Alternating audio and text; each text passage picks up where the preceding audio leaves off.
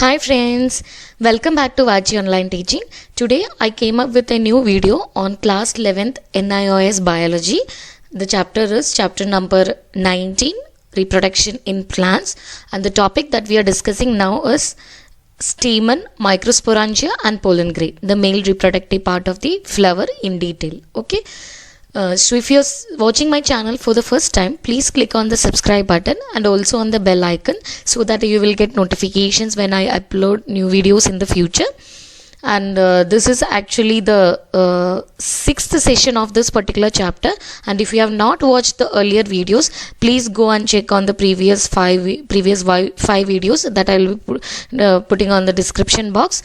And it is like the introduction, the different types of reproduction, the parts of the flower, reproduction in smaller plants like Chlamydomonas and Spirogyra, and different methods like apomixis and all. So have a look at all that, and this is the next topic, the female reproductive organs in a plant, and we'll study in detail the structure of each part. Okay, so let's go into the video. So stamen, microsporangia and pollen grain. Okay, so stamen consists of an anther containing 4 pollen sacs, and that pollen sacs are called as microsporangia. So this particular diagram, it shows a tetrad kind of a structure in which all the 4 sacs, it is known as the microsporangia. It is a bag like structure, it is a sac like structure inside which the male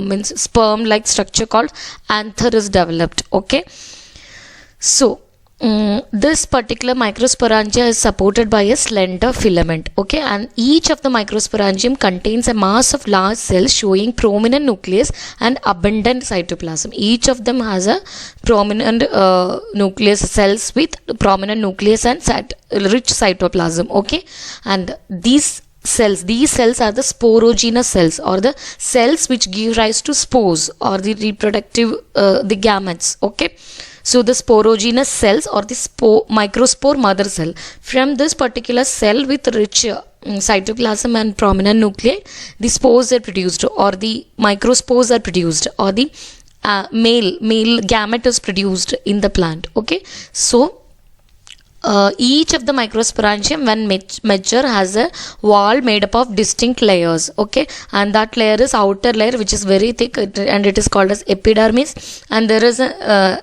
layer of middle layer.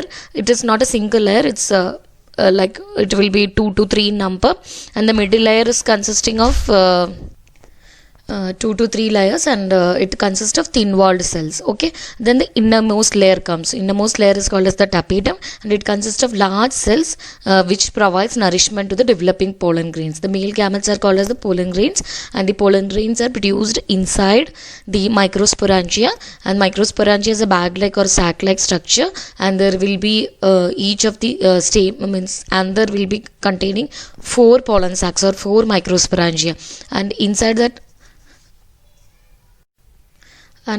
the 4 microsporangium there are cells which are called as microspore mother cells, and the microspore mother cell will give rise to the microspores or the pollen grains or the male gametes. Okay, and for the protection of this particular microsporangia structure, there are 3 layers. Outer layer is called epidermis, middle layer is called, it's like a 2 to 3 layer of thin wall cells, and innermost layer is called tapetum. Tapetum is the layer which is providing nourishment to the developing gametes. Okay, so on maturity, the microspore mother cell undergo meiosis, and each of them forms 4 haploid microspores, each of which represent the first cell of the male gametophyte or the pollen grain, and they are arranged like a tetrad. Okay, now this 4 haploid cells, how it develop in. Okay, so that is a male gametophyte, and we'll see the development of male gametophyte from a microspore. Okay, so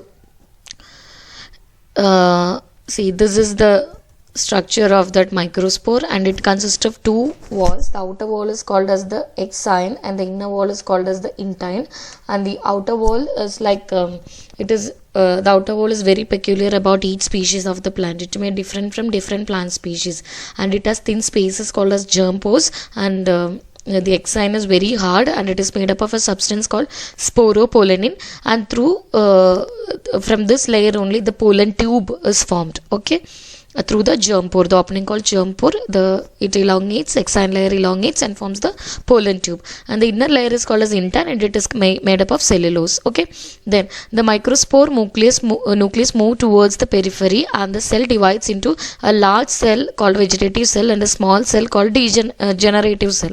Okay, and when at this stage, like when it is two-celled stage, or the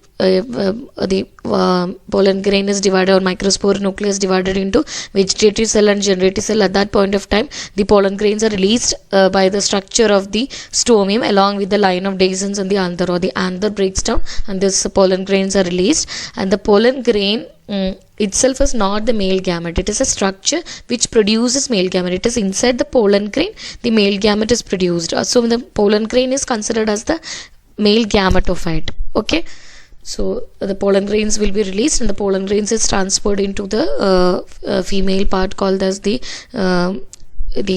anther, the carpel, the pistil, and the pollen grain will fall on the tip of the ovary, called as the stigma, and the pollen tube will develop and it will come down to the ovary and fuses with the ovule or the egg. Okay, so that is how pollination and fertilization happens. So today this is about the male reproductive structure and the production of pollen grains and the transfer of pollen to the female reproductive part. And in the next session we will be discussing about the female reproductive part, the pistil, the megasporangium and the embryo sac, and how the egg is formed. Okay, so this is for the current session. So see you in the next class. Thank you.